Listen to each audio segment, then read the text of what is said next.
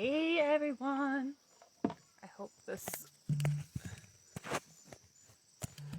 doesn't cut out like my lives usually do. So I'm gonna give a couple minutes, see if anybody pops on. Just want to take a moment at the beginning of this to send blessings to everybody who knew Guru Jagat. I was really shocked this morning to wake up and find that she had passed on. She had been a huge influence for me over the last really year or so. Very profoundly inspirational individual, very beautiful soul, high consciousness. So just wanted to send love and blessings for her and anybody who feels her soul, feels connected.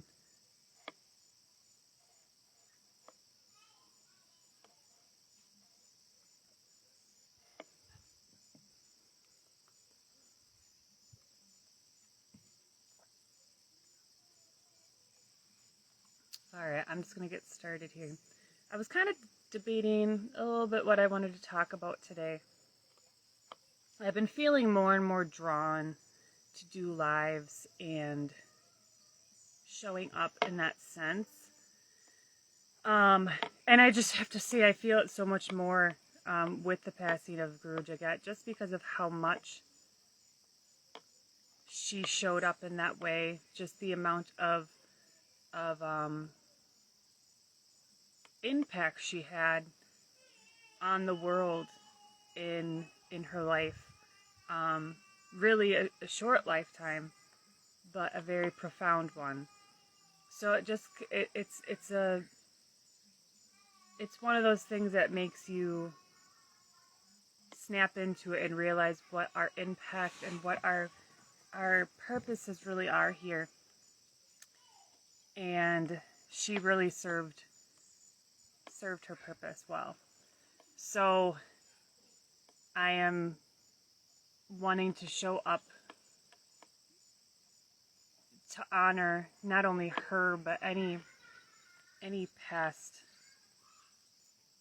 conscious individual who's made such a impact on the world. And even the smallest voices or with the smallest audience can make a difference. Even just one person you have impacted in your life matters.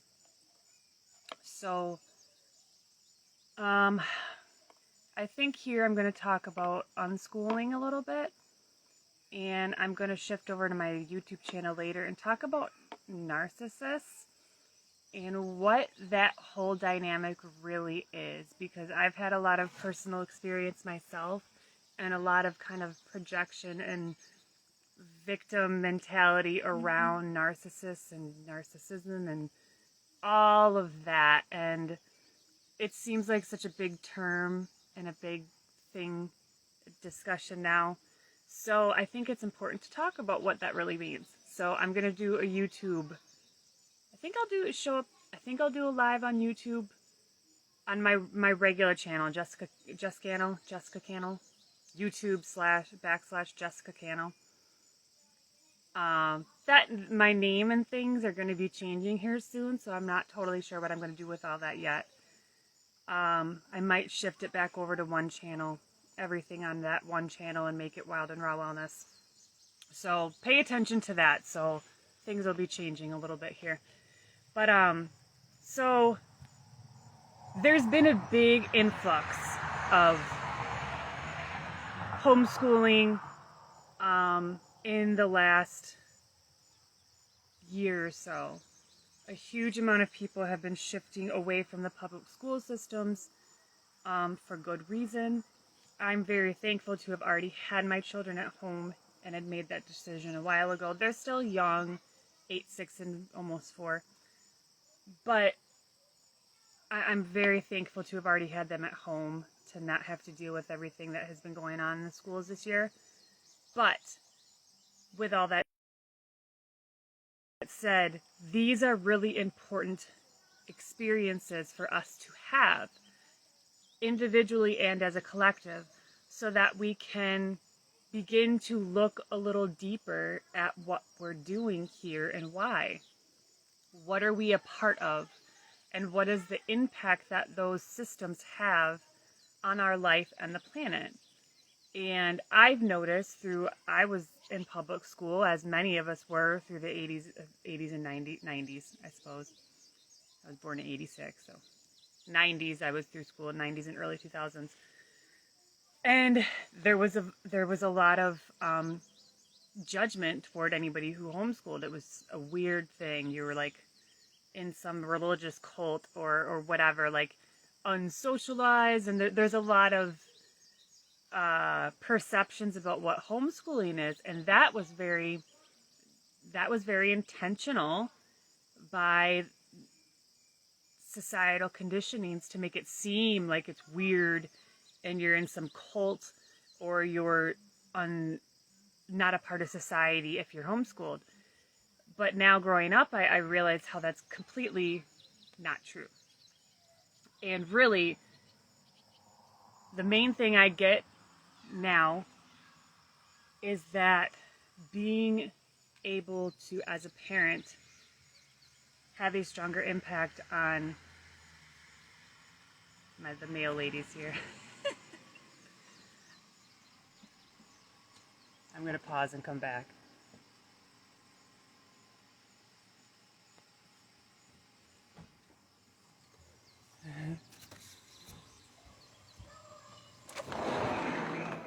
I'm just going to move inside. The male lady shows up right as I'm doing a live. That's okay. Bear with me. What was I saying? So being, as a parent, able to have a stronger role in your child's schooling and growing up on a day-to-day, it gives more of a, you get more of a self-empowerment, and your kids grow up with more sovereignty and empowerment and trust in themselves.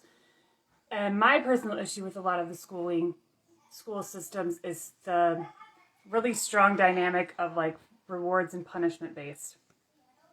I'm gonna close the door quick. Is she gone? Yeah. Okay, I'm gonna go back out. Hey, Mom. Yeah. Too many little kids around. My gosh, this live is not going well. I'm gonna move back outside because it's a better lighting. Hey, Mom. What? Can you open the box? No, I think it's Mommy's anyways. Mommy gets lots of boxes delivered. Okay, we're back. Never had that happen before. Of course. Okay. So, what was I saying? Okay, being able to homeschool and being homeschooled on both sides, being a parent who homeschools your children and being children who are in the home and homeschooled, allows such a, I don't want to say control, because that's kind of what we're trying to get away from, is that controlling authoritarian type dynamic that we get in school systems that we're seeing so prevalently right now with these strict mandates, which really aren't lawful if you look a little deeper at most of them. We hold our own sovereign space and have every right to refuse anything. So just know that from the beginning. No one can make you do anything. You consent. So being able to homeschool your children, and not even just homeschooling, I'm going to talk into unschooling, radical unschooling. What's that thing? Honey, I'm going to open in a little bit, okay? It's Mom's. We'll open it later. Okay. But Mom, Guys, I'm doing a video. Oh no, what's it say? It says that's the invoice. Oh, that's my herbs. Wait, why do you have so many herbs? It's my Dr. Morse herbs. Yay! Wait, what? Herbs for my detox. Oh. Yep. I got a video right here, Hunter. You say hi? 599. This is a really interrupted live, isn't it? That way you can't hear anything. Come here. No? Okay, go inside and give me a little bit and I'll be back. Or I'll be in, okay? Whew. Speaking of unschooling, so when we step away from public school systems, it allows a really, first of all, we have to really deschool ourselves as parents because we've been conditioned, unless you were homeschooled as a child, which not a whole lot of people were.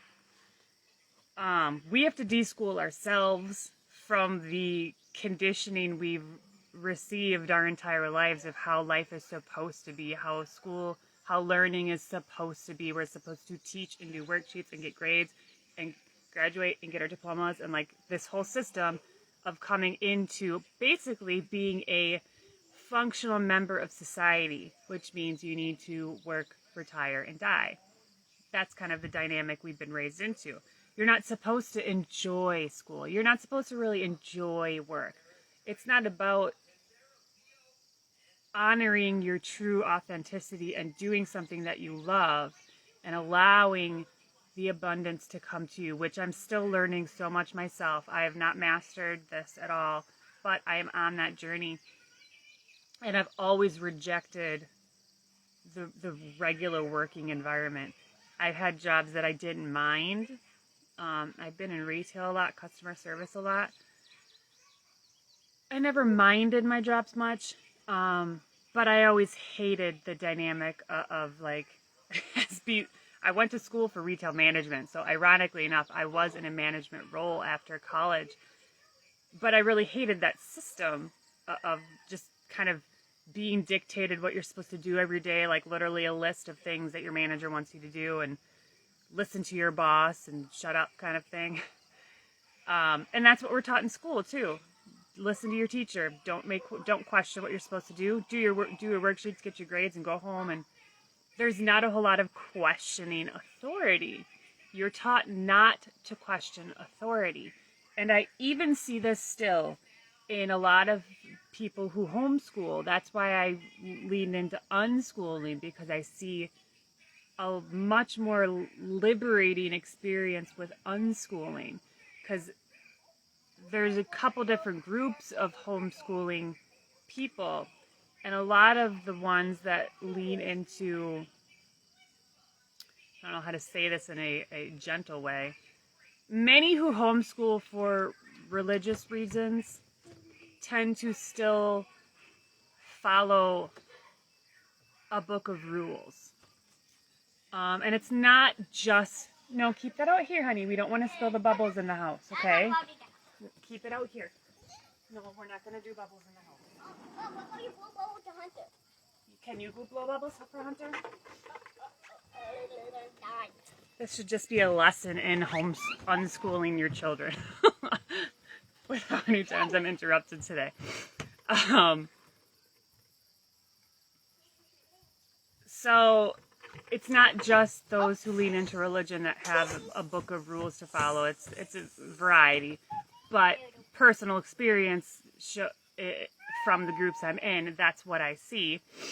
So I feel like there's steps to come into homeschooling, and one of that is kind of stepping out of the public school, releasing that type of control and reward and punishment scenario, indoctrination within the schools, getting comfortable in your role at home, but then also stepping beyond just being able to control it at home, and then being able to step even beyond that, allowing your children to lead in the learning process. The hummingbird's back, guys. It literally was just next to my head. We have a couple of these hummingbirds. So we have this beautiful plant over there. I hope you can see it. That purple bush. The hummingbirds, butterflies, and bumblebees have been we've had an abundance of them this year. And we've been watching hummingbirds and butterflies on that bush all day today. They've just been loving that nectar. The hummingbird was like literally like by my head. Bubbles. And once you can step back and allow your children to lead in their learning process, that's a whole different shift into like a radical unschooling. Really? And it's a big process of letting go for yourself. Yep, that's just a beetle of some kind. It's a letting go. In order to allow them to lead, you as a parent need to be able to let go of your own expectations and your rules and kind of the limiting beliefs and indoctrination you've received in your life. And it's kind of a never-ending process too, through your own, not only releasing of these dynamics, but healing. Yes, we know you're blowing bubbles. Sawyer, you're getting bubbles on my phone. Releasing your own wounds and limiting belief systems. Can you stop, please? You keep flinging bubbles in my face. You can blow them, blow them. I don't mean in the camera. Guys, this is come on. This is a shit show. Hunter, please get back a little bit so they can actually see your face. Say hi. Hello. We're all over the place today. Might as well be a how-to unschool. Do a live, and then your kids will love the camera. Say hi. Hi. You got to show off for the video, don't you?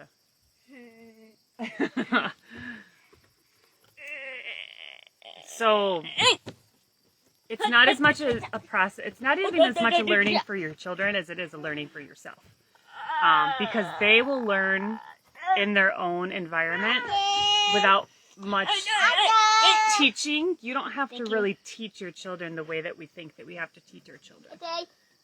We just need to step back and allow them to lead in their learning process. They'll let you know the things that they enjoy, and then you can help guide them with more study and Bye-bye, everyone. Time to die. and practice into those things.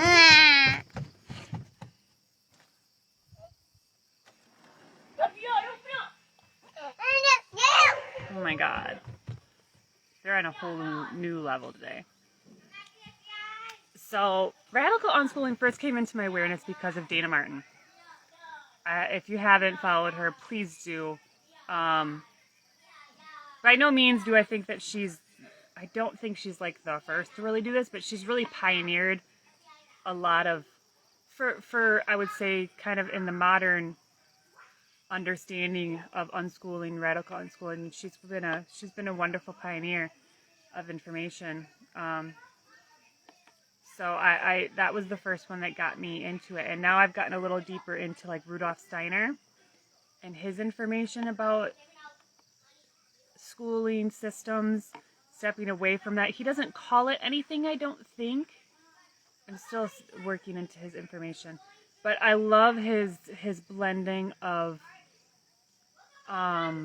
breaking the system consciousness-wise, stepping away from like the indoctrination, raising consciousness, coming into your spirituality and humanity. Just a brilliant human. So there's been a lot of influences for me that I'm still learning every day. There you go. Yeah. But as parents, we are really the ones who need to let go a little bit more, because we're the ones that tend to have such a strict idea of what parenting is and what schooling is. And I still have the struggle with their dad, who hasn't liked the homeschooling at all, and even the idea of unschooling he can't wrap his head around. And it's been a fight, and I know through a divorce it's going to be even more of a fight. But I'm going to fight for that, because I know in my heart that is what's best for them. And ultimately what's best for us as well. Because even though school is for your children, it pulls the parent into that dynamic just as much as the children. But the children really are the ones that suffer the most. And I know a lot of people will argue whether that's true or not, but that's my personal experience and my feelings on it. What else did I want to talk about here? Radical unschooling and unschooling. Really, the main thing that you can understand between the difference is radical unschooling is stepping out of the entire like schooling dynamic of learning process and basically living in an unschooled environment, living in an environment of gentle parenting, conscious awareness, child-led learning, letting go of reward and punishment. That's a big one for me too. I still fall into that sometimes, every once in a while, when you get to that point of like frustration with your children and you play the whole ultimatum game. That's something to step away from too.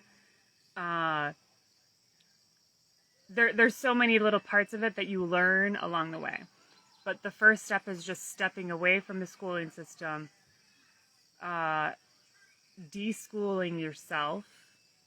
And along that line, we become more aware of our own traumas and wounds and conditionings and limiting beliefs that need to be alchemized, cleared out, in order to allow our children to really live in a conscious, heart-centered dynamic and way of life. We're really the barriers to their greatest potential. We are the ones that hold them back the most, not them. Children are one of the most open in love, open in consciousness and awareness, and our conditioning through society is what suppresses them down. Born as a baby, they're literally the most pure little soul that's open and expanding until the conditioning of society just kind of suppresses their energy and consciousness, and third eye starts to kind of close up over time. Children have such profound experiences through third eye awareness, in dream states, other things, and they don't even realize what it is. We don't always realize what it is, and often we diminish their experiences because we don't understand what they're talking about or what they're speaking to, or just say it's a nightmare or a dream, or you're just imagining things, when it's really astral, spiritual, third eye type experiences. And I noticed this in my middle child. He's just, the things that come out of his mouth sometimes, I know is just coming from a different source. He's a very clear channel. I can notice. Like today, I was talking about, here's an example of a learning moment. We were out on a hike, and there was a bunch of trees down because we had some really heavy storms this last week. Lots of trees that were torn down in it. It was possibly a tornado. We're not sure yet. It would be a pretty small tornado, but a tornado nonetheless. Lots of trees knocked down in our area and all around. So we were talking, I brought up that question of, if a tree falls in the forest and no one's around, does it make a sound? Okay, it's one that really makes you think.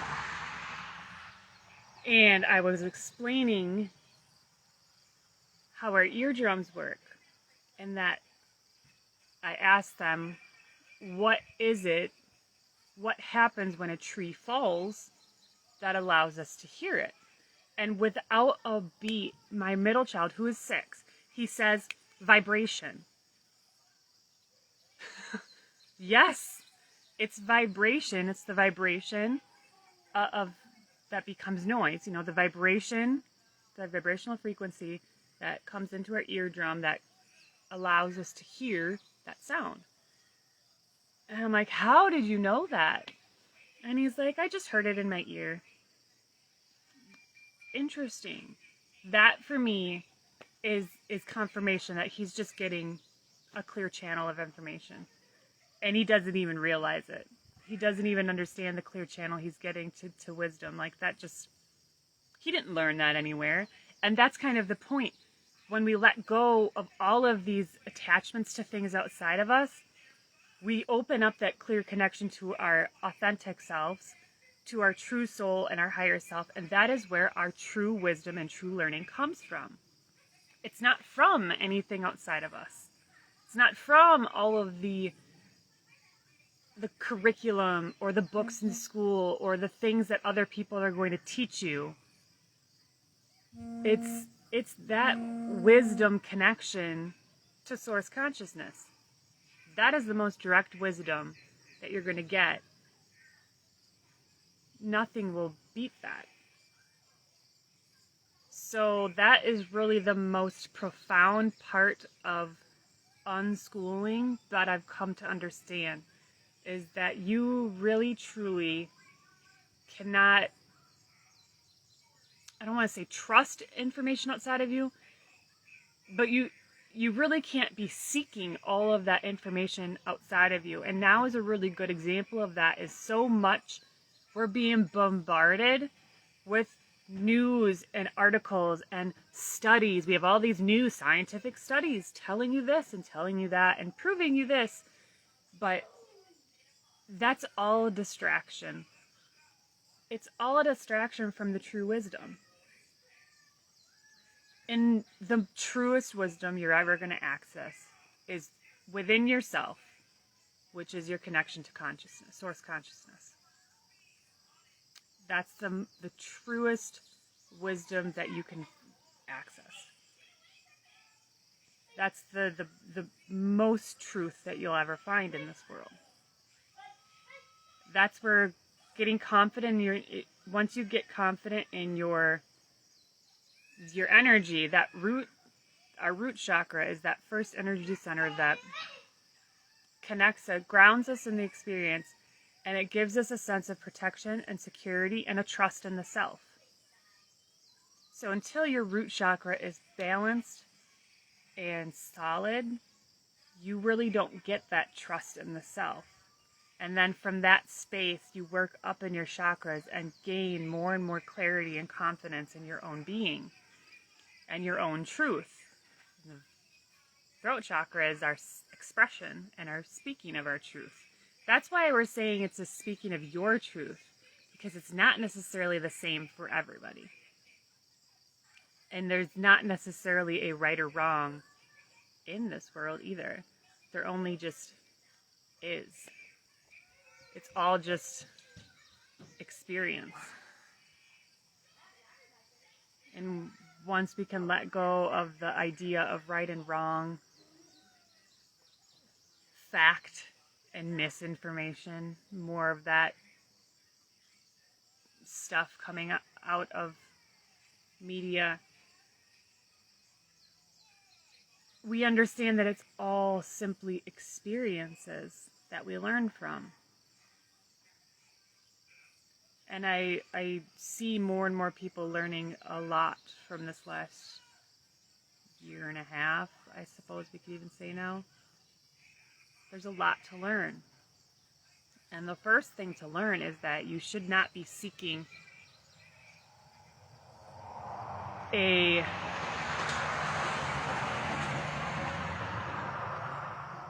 shouldn't be looking for a savior outside of yourself, first of all.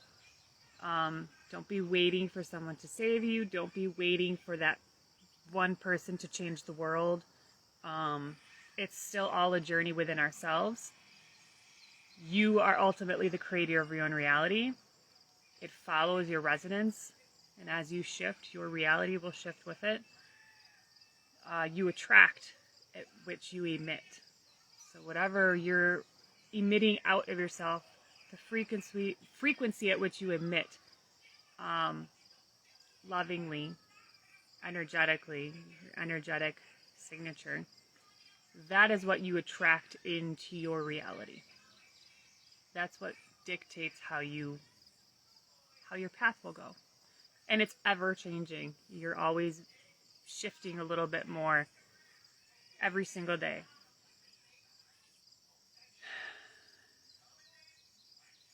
What else do I want to say? How's everyone feeling right now? over the last couple days, I felt a huge shift in energy of hope. I feel a lot of hope for this month and a lot of feelings of we're shifting into a timeline that we all have been hoping to be on. And if anyone's aware, I'm going to try to say this carefully so that this video won't get censored on Instagram.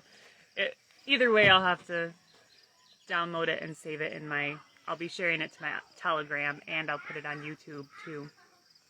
We'll see. Once we become more and more aware of what is going on in this world, the corruption at hand, we begin to trust our own intuition a little bit more. And this last few years has been a really profound expansion and rising of the feminine energy.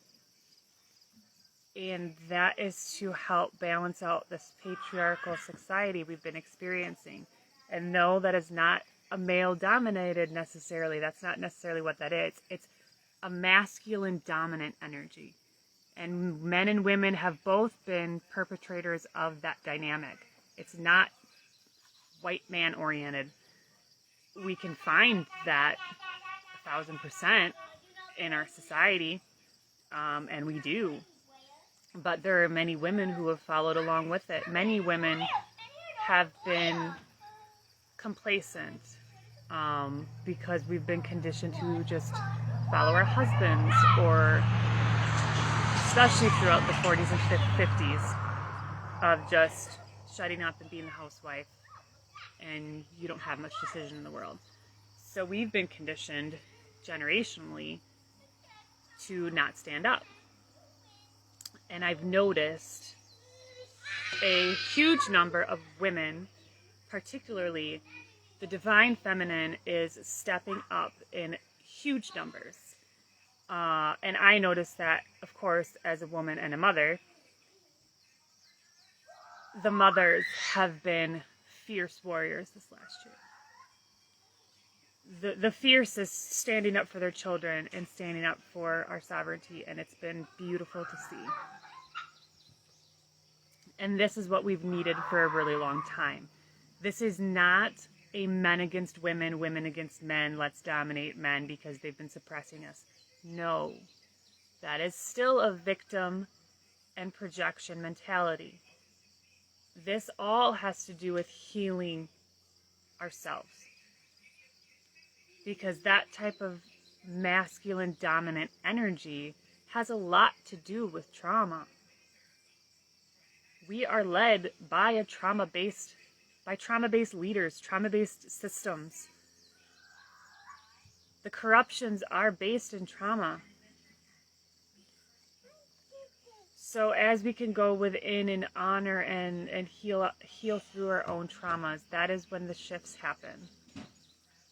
And as parents, we hold such an important role in that shift.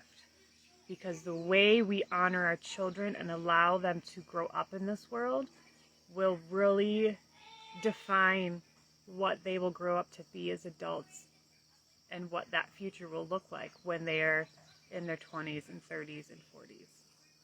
Once we're gone, once we as parents have passed off this planet, what have we left behind? And right now we're seeing a good amount of upheaval. My generation, for one, I see a big split. I'm seeing there's a really big split, and you can see it because it has there's been a huge shift in parenting styles, and we're seeing that split too of people who are more apt to rebel or stand up for themselves versus those who have been coerced and submissed through trauma. And a lot of it has to do with being able to come into the connection to usually there's experiences that shake you out of your programming, or at least make you question your programming, and the more you'll come into that soul connection.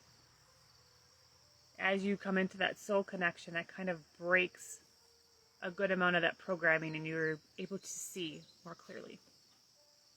And that's really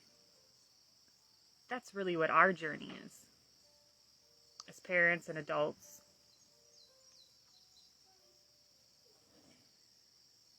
This became a lot different than what I planned, but that's why I like to not have much of a plan. And I don't know what time I'm at right now. I don't think it says.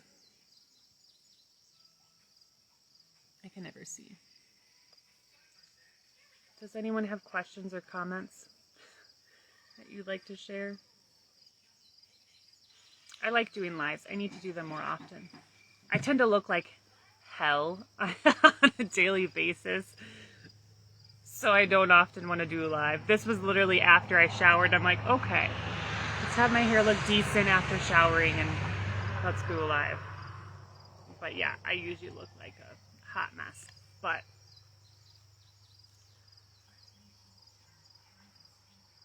this is a really good way to share with each other, create a little bit of community support when we need it. There's been a lot of separation, which again, that was the other thing I wanted to mention. So we deal with the separation and isolation, but this is also part of our process, because when you can be alone, then you are forced to be with yourself. And if you are not happy with yourself and you're really just kind of doing the things in the world that you think that you're supposed to do, and working, making money, paying rent, and not actually living your life with intention, this type of isolation that we've experienced over the last year and a half forces you to reflect. It's forced a lot of people to reflect. And that's why we've seen a lot of relationships, mine included, dissolving, which isn't good or bad. Again, let go of the kind of judgment we have of good and bad, because it's no matter what, it's whatever we take from it. Everything is an experience, and what do we take from that experience? That's one thing I want you to take from this. If everything you have on a daily basis, every experience you have, what are you learning from that? A lot of things that we have to learn as well is our reactions to situations. Remember, all of our triggers are teachers. So the way we are triggered and react is a reflection of things that we need to look inwardly to heal, because not everybody has the same triggers. So usually that means that there is something within us that has been wounded, a certain trauma that you've had throughout your life that is causing you to have a strong reaction. As parents, many of us are getting reflections from our children with misbehavior or something that our children do that makes us react in a bad way, and we want to punish or get angry or yell. And all of it's okay to feel those experiences and those emotions. But the shifts happen within yourself when you were able to stop and have an awareness of your behavior, of your feelings and emotions in that moment, and acknowledge your need to heal and what it is that needs to heal. Well, Say hi. I'm eating pirate booty. You're eating pirate's booty? Yum. Yum. All right, give me a little bit and I'll be inside, okay? I'm gonna do a pot of duck. Go. No, I'm not. I'm gonna do that. Yeah, I knew you wouldn't. So if our children do things that making a mess or whatever it is, we often react in a certain way, which is reflective of how our parents reacted to us. So that's a very generational trauma. He did? Okay. That is my cue to go wipe baby butt. Baby butt? Or I should say toddler. Toddler butt. Say, I went potty. He went potty. He went potty. Okay, I'm going to end with that. Okay. Allow yourself to be able to observe your reactions and emotions in situations and identify your need for reflection and healing and what causes. Reflect on why. When you react in a highly emotional situation, ask yourself why you're reacting that way. If it's actually that individual, not even just your children, if it's that individual that deserves that reaction from you, or is it something that's triggered inside of you? Usually an experience you had as a child or in your younger life that causes that type of reaction. That's your need to reflect. It's that darkness that is coming up that needs to be alchemized. And that is how you shift your consciousness, your light energy. Remember, we're light beings, so we shift, we're alchemizing darkness into light and emitting a higher, more beautiful light energy of ourselves from the heart center. So allow yourself to reflect on those times and ask yourself why. And even just close your eyes and just meditate a little bit into that and see what comes up. See if something comes up for you that you can let go of. So I'm going to leave it there. And I'm going to do a YouTube video tonight on that the narcissism and narcissist behaviors and what all that is really a reflection of. So I need to go wipe some toddler butt. So bye.